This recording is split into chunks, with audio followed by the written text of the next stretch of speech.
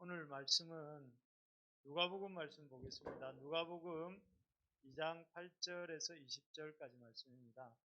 우리 청년들도 그렇고 우리 아이들도 그렇고 정성을 담아서 연습하고 또 이렇게 함께 특송하는 모습을 어, 온라인으로 또 오프라인으로 볼 수 있어서 너무 고맙고 또 수고하셨고 또 하나님 기뻐하실 줄로 믿습니다. 우리 말씀 같이 한번 읽도록 하겠습니다. 8절부터 20절까지인데 저랑 교독하겠습니다. 그 지역의 목자들이 밤에 밖에서 자기 양떼를 지키더니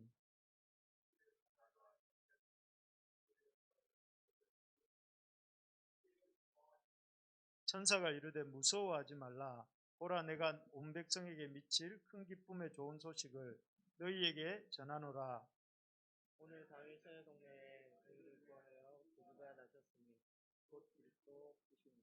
너희가 가서 강보에 사여 구에 누워 있는 아기를 보리니 이것이 너희에게 표적이니라 하더니 오늘이 수많은 천군이 그 천사들과 함께 하나님을 찬송하여 이르되 지극히 높은 곳에서는 하나님께 영광이요 땅에서는 하나님이 기뻐하신 사람들 중에 평화로다 하니라. 천사들이 떠나 하늘로 올라가니 목자가 서로 말하되 이제 베들레헴으로 가서 주께서 우리에게 알리신 바 이 이루어진 일을 보자 하고 빨리 가서 마리아와 요셉과 구유에 누인 아기를 찾아서 보고 천사가 자기들에게 이야기에 대하여 말한 것을 전하니 듣는 자가 다 목자들이 그들에게 말한 것들을 놀랍게 여기되 나는 이 모든 말을 마음에 새겨 생각하니라. 같이요. 목자들은 자기에게 이르던 바와 같이 듣고 본 그 모든 것으로 인하여 하나님께 영광을 돌리고 찬송하며 돌아가니라. 아멘. 여러분 복된 성탄입니다. 우리 기도에서 우리 말씀해 주셨지만 주님이 창조주 하늘 우주 만물을 지으신 주님께서 우리 작고 연약한 인간의 몸을 입고 이 땅에 오신 그런 특별한 날입니다. 오늘 이렇게 그래서 여기 우리 보면 기쁘다 구주 오셨네 이 우리 찬양이 있는데 참 그런 기쁘고 복된 주일인 것 같습니다. 그래서 12월 25일 하면 아이들도 그렇고 어른들도 그렇고 성탄절이다 이렇게 생각을 하고 조금만 그 인식이 있는 아이들은 오늘이 예수님이 태어나신 날이다 이 정도는 아는 것 같아요. 그런데 정작 이날은 대부분 성탄절임에도 불구하고 성탄의 어떤 주인공이 산타가 되는 경우가 우리 아이들 찬양에도 나왔지만 그 많은 것 같습니다. 여기 보면 이 부산의 어떤 버스 회사에서 그 버스 위에 2m짜리 2m에서 뭐 3m 규격의 산타를 만들어서 이렇게 버스에 싣고 115번 버스라고 그러던데 이렇게 태우고 다니기도 하고 또 부산대 앞에 어느 거리에 가면 이 카페가 자기를 이렇게 선전하기 위해서 큰 대형 산타를 만들어서 저렇게 벽에 달아놓기도 하고 그리고 또 그 사람들이 이 울면 안 돼 이런 노래를 부르면서 오늘 밤에 다녀가는데 선물을 안 주실 거야 뭐 이렇게 그 주인공이 성탄절의 주인공이 이 산타인 경우가 많고 예수님이 어떤 분이신지 왜 오셨는지 그 의미가 무엇인지를 생각하고 나누는 그런 분위기는 참 없는 것 같습니다. 그런데 이런 성탄절에서 항상 이 주님이 빠져버린 성탄절은 오늘날만 그런 것이 아니라 2000년 전에도 그랬던 것 같습니다.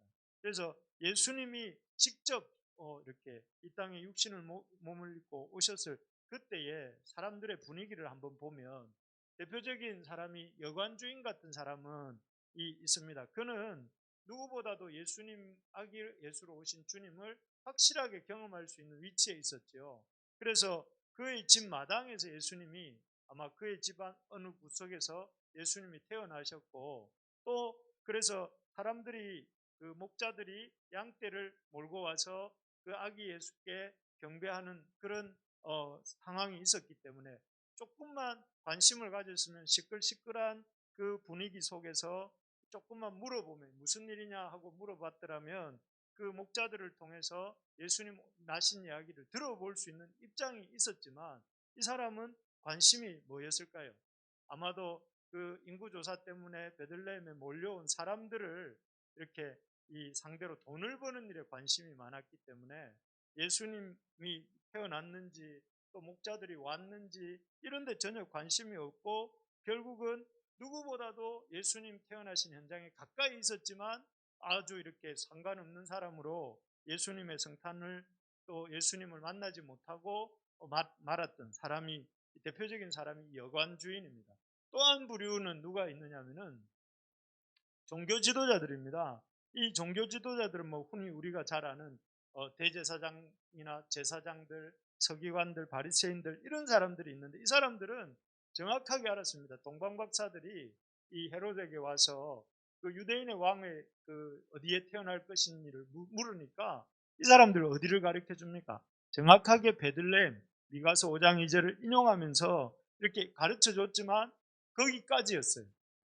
거기까지만 가르쳐 주고 그들이 누구보다도 예수님을 이렇게 기다리고 또 찾으러 가야 될 사람인데 이 사람들은 종교 행사에만 관심이 많고 또 종교 행사를 통해서 누리는 그런 기득권에만 관심이 많다 보니까 정작 그 모든 행사와 그런 어떤 활동의 중심이어야 되는 예수님 오심을 이렇게 경험하지는 못하는. 그래서 그때도 예수님은 별로 관심이 없었던 거죠. 종교인들에게도. 그리고 결국 또 이렇게 또 한 부류의 사람, 이 이제 가장 극단에 있는 사람, 헤롯 왕이라고 하는 기원전 37년에서 이 AD 4년경까지 살았다고 알려져 있는 이 헤롯 왕입니다. 그는 관심이 없는 정도가 아니라 어떻게 했습니까? 요즘 당국자들하고 비슷한 것 같아요. 예배 못 드리게 하고 또 예배 물론 그분들이 미불로 못 드리게 하는 건 아니지만 이 사람은 이 2세 미만의 모든 베들레헴 아이들을 다 죽이도록 이렇게 하고 또 그리고 온 마을이 울음바다가 되도록 그 엄마들의 울음소리가 가득하도록 만든 사람. 그래서 예수님이 태어난 데 관심이 없을 뿐만 아니라 예수님을 제거하고자 하는 이런 적대적인 분위기. 그래서 이런 분위기들이 그때나 지금이나 똑같다는 거죠. 그래서 사람들이 오늘날 예수님에 대해서 관심이 없고 또 예수 믿는 사람들의 어떤 이런 분위기에 대해서 아주 적대적인 것에 대해서 우리가 낯설어 할 필요는 없는 것 같아요. 그런데 이런 분위기 속에서 아주 이 예수님의 태어나심을 목격하고 기뻐하고 돌아갔던 사람들이 누구냐면은 오늘 등장하는 우리 20절 한번 같이 읽어볼까요? 시작. 목자들은 자기들에게 이르던 바와 같이 모든 것으로 인하여 하나님께 영광을 돌리고 찬송하며 돌아가니라. 여기에 보면 이 사람들의 모습 보면 아주 요즘도 저런 베두인 목자들이 있다고 하는데 아마 그 시대에도 예수님 당시에도 이런 모습들이 아니었을까 목자들의 모양이. 그런데 이 사람들은 누구보다 예수님의 나심을 목격하고 또 듣고 본 그 모든 것으로 인하여 하나님께 영광을 돌리며 기뻐하였다. 찬송하며 돌아갔다 이렇게 나왔습니다. 참 이 두 대조를 우리가 어떻게 봐야 될까요? 그 대단한 종교 지도자들이나 또 그 여관 주인이나 또 그리고 이 헤롯 같은 사람들은 예수님을 이렇게 도저히 관심도 없고 대적하고 이랬던 분위기와 다르게 이 목자들은 그 행색으로 볼 때는 누구보다 그런 일에 관심이 없을 것 같은 사람들인데 누구보다 예수님의 태어나심에 인해서 하나님께 영광을 돌리고 하나님을 찬송하는 사람들로 성경이 기록하고 있는 이유를 우리가 오늘 알 때에 우리가 맞이한 이 성탄에 대해서 우리도 좀 더 기뻐하고 감사할 수 있을 것 같아요. 그래서 목자들의 기쁨의 비결이 이유가 무엇인지를 먼저 한번 생각을 해보면 첫째는 우리 한번 읽어봅시다. 1번 시작. 천사들이 전하여 준 소식을 잘 알았음. 이 말은 이 사람들이 천사들이 전하여 준 소식을 잘 알았는데 우리 11절 여기 나와 있으니까 한번 같이 읽어봅시다. 시작. 오늘 다윗의 동네를 너희를 위하여 구주가 나셨으니 곧 그리스도 주시니라. 여러분 여기서 제일 중요한 단어가 뭘까요? 이 구절에서 제가 노란색으로 표시해 놨는데 너희를 위하여 구주관하셨으니. 여러분, 이 구절이 11절 성경 구절 중에 어느 구절이 더 중요하고 덜 중요한 구절은 없지만, 그러나 특별히 의미상으로 볼 때 강조되고 있는 구절은 이 구절인 것 같아요. 너희를 위하여, 너희를 위하여. 여기서 너희는 누굴까요? 목자들을 위하여. 이 목자들에게 주신 말씀의 한 부분이거든요. 너희들을 위하여, 목자들을 위하여 이렇게 구주관하셨다 하는 말이죠.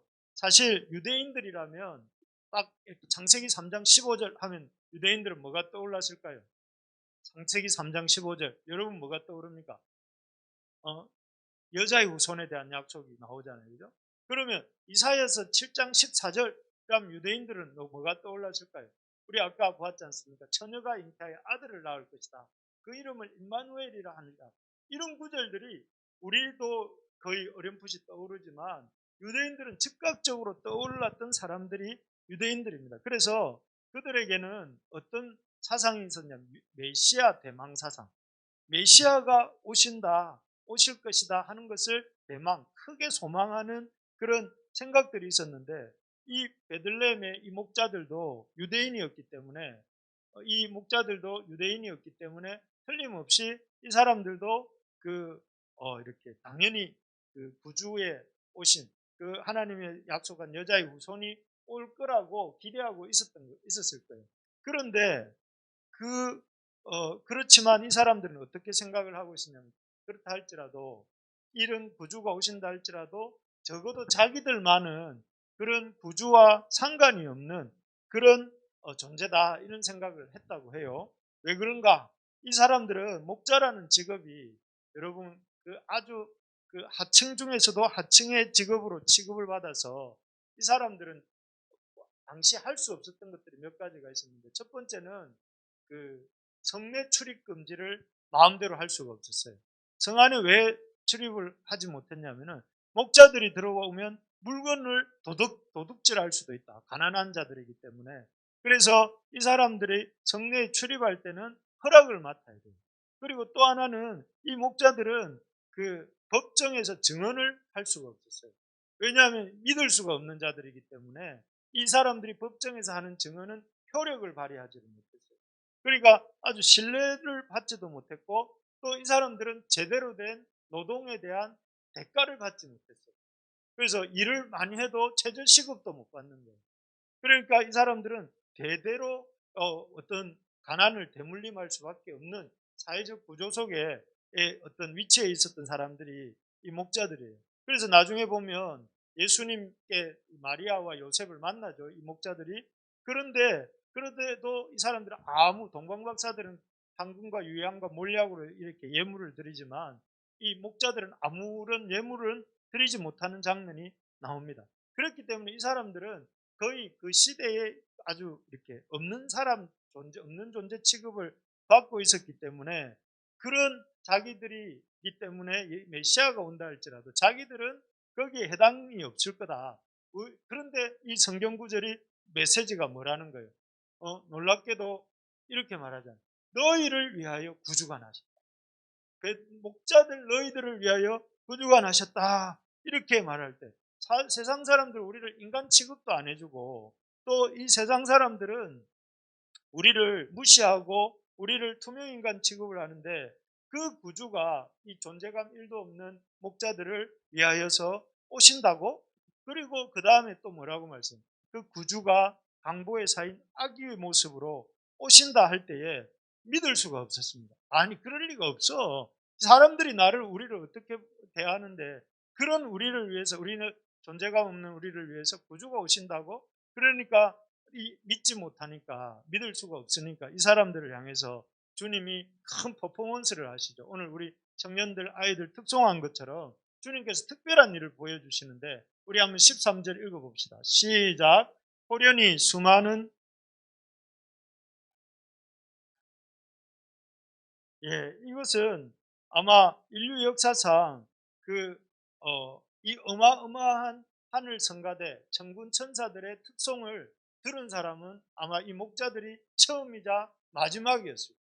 하나님이 그 수많은 천군 천사들을 호련히 나타나게 하셔서 그들을 통해서 지극히 높은 곳에서는 하나님께 영광이요 땅에서는 하나님이 기뻐하심을 입은 사람들 중에 평하다 하면서 그 아름다운 목소리로 그 황홀한 장면을 보여주신 것이죠. 그러니까 깜짝 놀랐겠죠. 목자들이 어떻게 이런 일을 너희를 위하여 구주가 나셨다고 하니까 그걸 잘 믿을 수 없어 하는 그들을 향해서 하나님께서는 이 수많은 천군 천사들을 통해서 그 찬양을 통해서 지극히 높은 곳에 하나님께 영광이요 또 이 땅에서는 하나님이 기뻐하신 사람들 중에 평하다, 우리가 하나님이 기뻐하시는 사람들이란 말씀인가?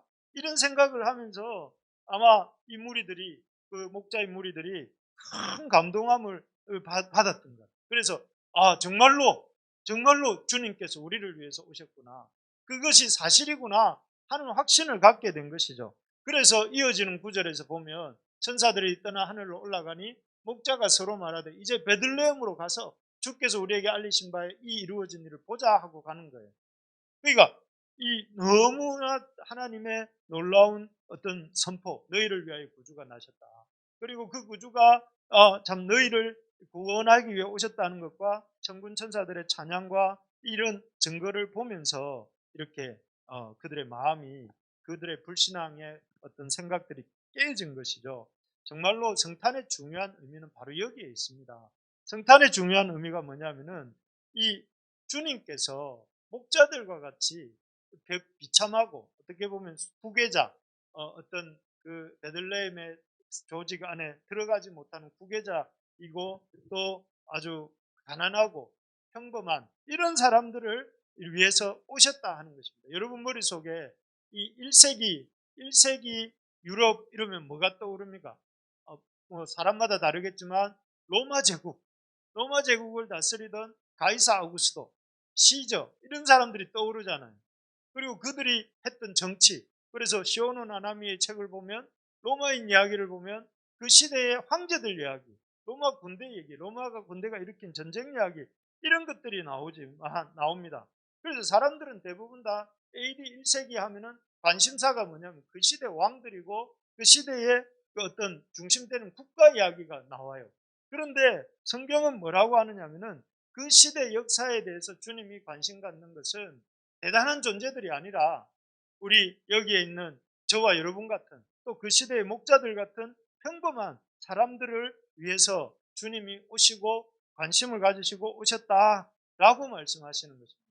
여러분 이것이 성탄의 가장 중요한 메시지입니다. 성탄이 뭐냐? 성탄의 중요한 의미가 뭡니까? 우리 한번 읽어봅시다. 시작. 나를 위하여 구주가 오셨다. 누구입니까? 나가 누굽니까?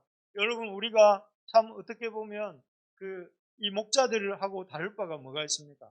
돈 많고 힘 있고 또 아주 능력 있는 사람들을 위해서가 아니라 죄인이고 힘이 없고 또 평범하고 부족하고 허물 많고 그런 우리들을 위해서 또 주님께서 이 땅에 오셨다 하는 것입니다. 그래서 우리를 위하여 구주가 오셨다. 그래서 참 하나님이 이 우리같이 부족한 사람들을 위하여서 이렇게 말씀합니다. 너희를 위하여, 너희를 위하여, 너희를 위하여 구주가 나셨다. 여러분 이 성탄이 저기 큰 교회 또 아니면 저기 그 큰 정치 지도자, 저기 경제 지도자 이런 사람들이 아니고 그냥 사람들이 볼 때 미미하고 부족해 보이는 우리들, 그리고 문제 많고 연약한 우리들, 그런 우리들을 위해서 창조주 하나님께서 이 육신을 입고 이 땅에 오셨다 하는 것을 여러분 붙들 수 있기를 바랍니다. 그래서 주님이 우리에 대해서, 문제 많고 연약한 우리들에 대해서 관심이 있으시다, 우리를 이렇게 도우시러, 우리를 구원하시러 오셨다 하는 것을 붙드는 저와 여러분들 되기를 축복합니다. 두 번째로 보면 목자들이 첫 번째는 너희를 위하여 구주가 나셨다는 사실, 그 메시지를 잘 듣고 깨달았기 때문이고, 두 번째는 이것입니다. 우리 한번 2번을 한번 읽어볼까요? 시작. 그 일을 보러 베들레헴으로 들어감. 예, 이렇게 그 주님이 주시는, 천사들을 통해서 주시는 너희를 위하여 오셨다 하는 말씀을 듣고 목자들이 참 좋습니다 하고 이렇게 끝난 것이 아니라 목자들이 이렇게 했습니다. 15절부터 17절까지 한번 읽어봅시다. 시작. 천사들이 떠나 하늘로 올라가니 목자가 서로 말하되 이제 베들레헴으로 가서 주께서 우리에게 알리신 바 이 이루어진 일을 보자 하고 빨리 가서 마리아와 요셉과 부유의 누인 아기를 찾아서 보고 천사가 자기들에게 이 아기에 대하여 말한 것을 전하니. 여기에 보면 그 천사들, 이 목자들은 천사들이 전해준 메시지나 또 그 어마어마한 찬양을 듣고 놀라고 끝난 게 아니에요. 보통 그러지 않습니까, 여러분? 이 수련의 은혜는, 여러분들이 여름에 한 번씩 수련회를 간다면 그 수련의 은혜가 보통 며칠이나 갑니까? 부흥의 은혜가 며칠이나 갑니까? 한 일주일, 길면 보름 가고 나면 원상복구 되잖아요.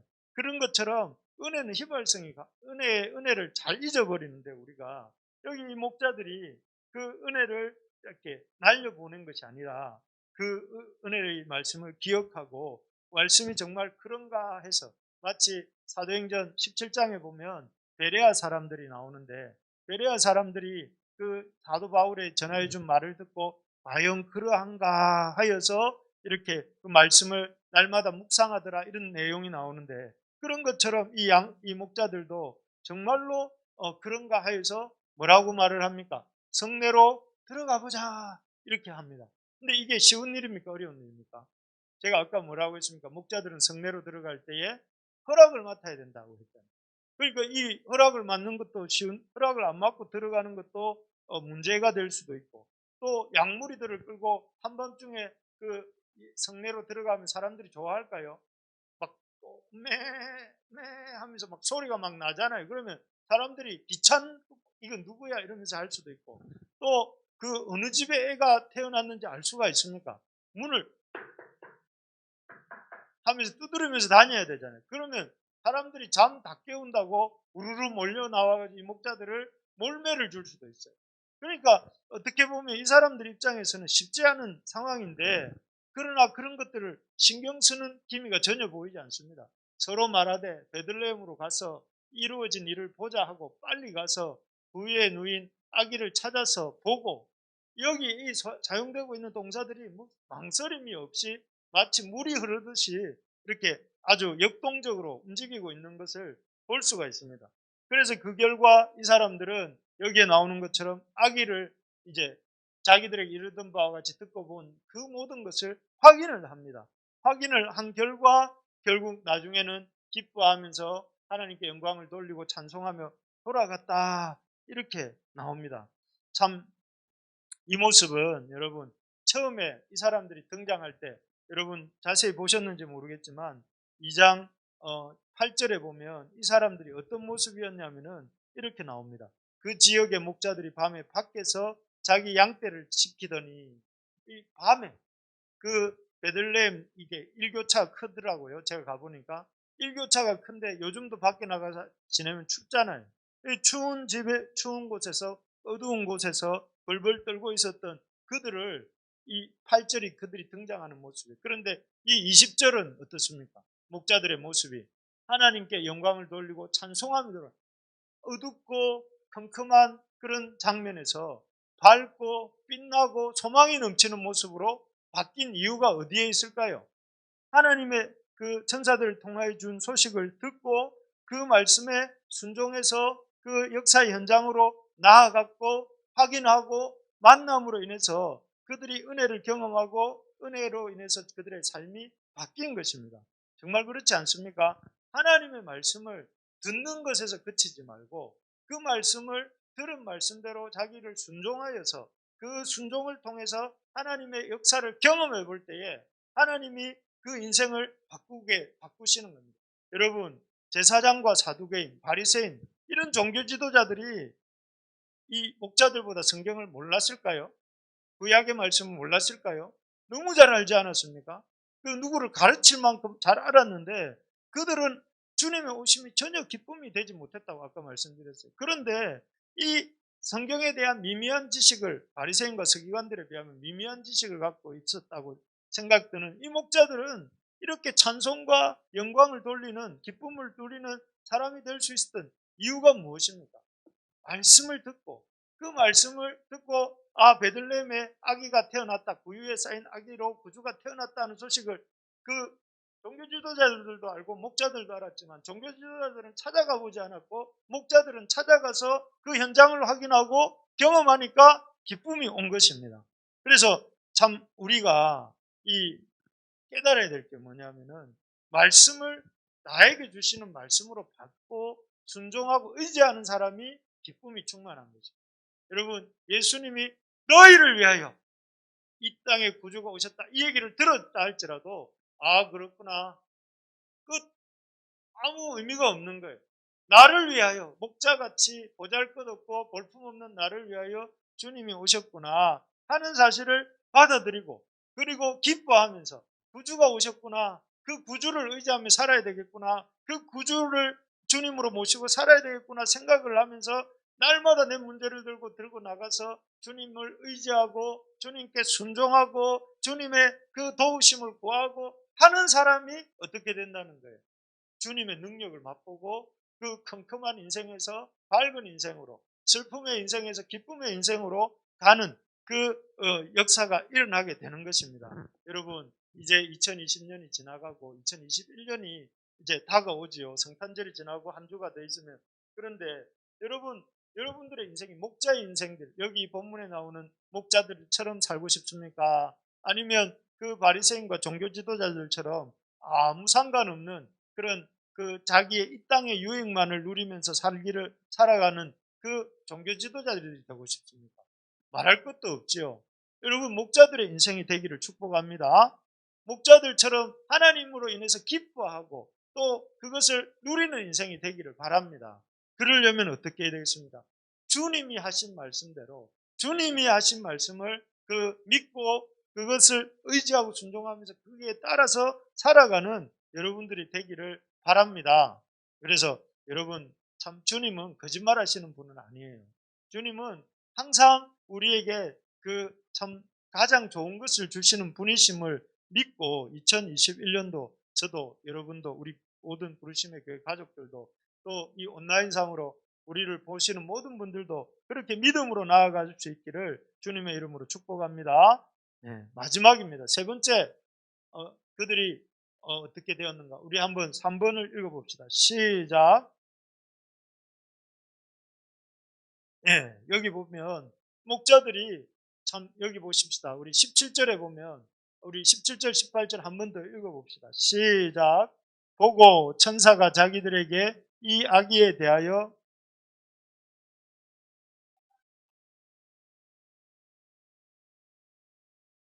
여기에 보니까 이 목자들이 자기들의 본 것을 가지고 그 마리아와 요셉에게 이렇게 말합니다. 그들은 누구냐면 마리아와 요셉이거든요. 근데 이 마리아와 요셉을 한번 생각해 보세요. 마리아 요셉이 지금 이렇게 처녀 잉태해서 아기를 갖고 이렇게 출산을 한 마리아, 또 그런 마리아를 이렇게 정혼하기만 했을 뿐이고 데리고 온 요셉 입장에서 볼 때는 기쁨도 있었을 거예요. 아기가 태어났으니까. 그러나 기쁨만 있었을까요? 걱정도 많았을 거예요. 이 아이를 어떻게 키우지? 이런 두려움과 염려도 있었어요. 기쁨 반, 두려움 반 이렇게 아이를 지켜보고 있는 그 두 젊은 부부에게 이 목자들이 이렇게 말을 합니다. 천사들이 자기에게 이야기한 게 뭐죠? 하늘에는 영광이요 땅에서는 그를 지극히 그를 기뻐하시는 자들 중에 평하다 이렇게 말씀했잖아요. 그러니까 천사들이 뭐라고 말을 했냐면 이거는 하나님께 영광이 되는 일이고 이것은 이 평화 너희들을 향한 하나님이 주시는 참 기쁨의 일이다라고 이렇게 평하다 이렇게 말씀을 해주실 때에 그 말을 전해줄 때에 마리아와 요셉이 놀랍게 여겼다고 나오지 않습니까? 듣는 자가 다 목자들이 그들에게 말한 것을 놀랍게 여겼다. 정말 우리가 잘했구나. 요셉과 마리아가 우리가 한 일이 잘못된 일이 아니구나. 이게 하나님께 영광이 되는 일이구나. 이 일이 정말 우리에게 불화를 가져올 일이 아니라 평화를 가져올 일이구나. 그러니까 이 부부가 그 말씀을 가슴에 놀랍게 여겼다고 했고 그 뒤에 구절에 보면 마리아가 그것을 마음에 깊이 새겼다고 그랬어요. 앞으로 그래서 그 마리아가 예수님이 30세가 될 때까지 예수님을 양육할 때 어려운 일도 많잖아요. 헤롯이 아이들 죽이려고 할 때 그 아이 데리고 애굽으로 피난도 가야 되고 또 그 아이들 태어난 아이들 그 이후에 태어난 아이들 데리고 나사렛에서 양육도 해야 되고 여러 가지 힘든 과정들이 있을 때마다 마리아는 누굴 생각했겠어요? 목자들을 통해 전해준 하나님의 그 말씀을 생각하면서 마음에 새겼던 그 말씀을 생각하면서 그 아이를 이 예수라는 아이를 양육해 가는데 큰 이렇게 힘을 얻었던 것이죠. 그리고 그런 자기들의 말을 듣고 힘을 내는 마리아와 요셉을 보면서 이 목자들은 또 무슨 생각을 했을까요? 이 목자들은 아마 그런 생각을 했을 것 같아요. 야, 우리도 이 세상에 쓸모없는 자가 아니고 이 세상에 투명 인간이 아니고 우리도 쓸모 있는 자구나. 우리를 통해서도 하나님이 또 이렇게 또 어떤 사람을 격려하시고 세우시기도 하시는구나 하고 느꼈던 거죠. 그럴 때 이 목자들도 여기 나오는 것처럼 참 이 마음에 큰 기쁨이 있었다 이렇게 20절에 보면 나옵니다. 그래서 여러분 우리가 인생의 큰 행복이 무엇이냐? 여러분 뭐가 제일 행복합니까? 살아가는 동안에 여러분들을 제일 행복하게 하는 게 뭘까요? 어, 그 행복이 그 어떤 뭐 좋은 집에 들어가고 아니면 좋은 차를 구입하고 또 아니면 그 좋은 여행을 해보고 뭐 그런 것들도 참 의미가 있고 나쁘지 않다고 생각합니다. 그러나 성경에서 가장 큰 인생의 행복은 뭐라고 하느냐면은 한 영혼을 주님께로 인도하는 주님의 역사를 알고 그 주님의 역사에 쓰임 받는 인생이 행복하다 하는 것입니다. 우리나라가 사실 여러분 잘 알겠지만 OECD라고 하는 그 국가 중에서 그 스스로 목숨을 끊는 사람들의 비율이 제일 높다는 거 아시죠?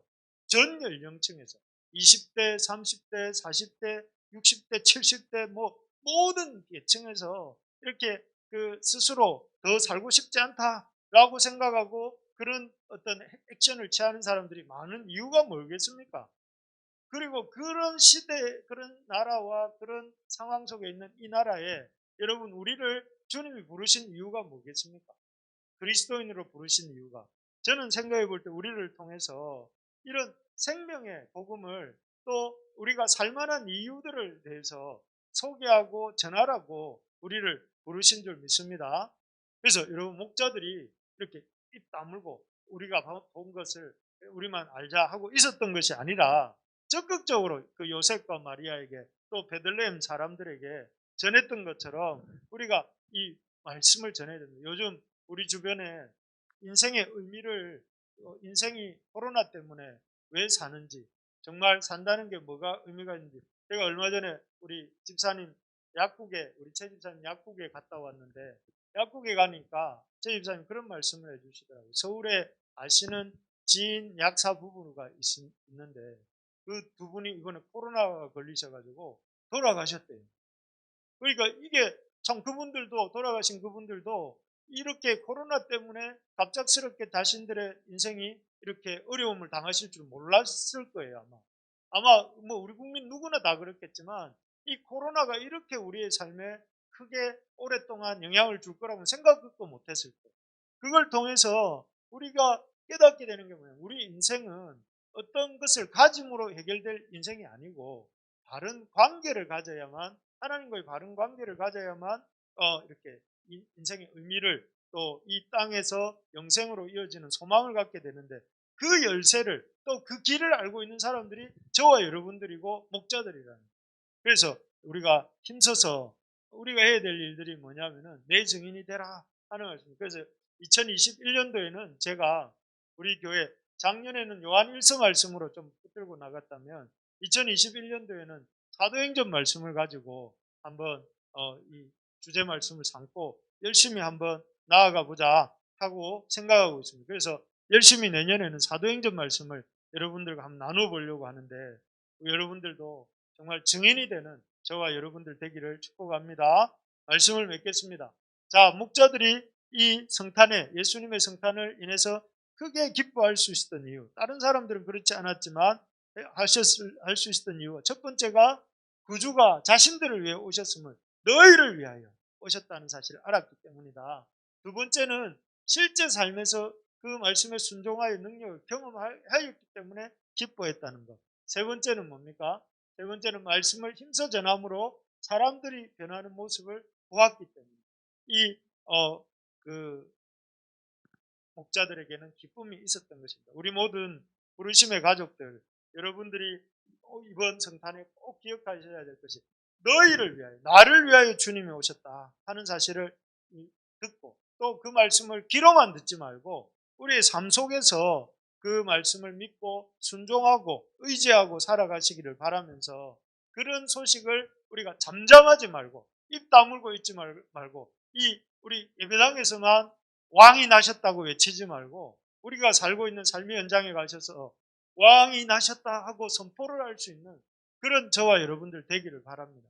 우리의 왕이 주님이 이 땅에 오셨고 그 주님이 이 땅에 생명을 주시고 빛과 소망이 되시는 분이시다 하는 것을 힘써서 전하는 저와 여러분들 되기를 축복합니다.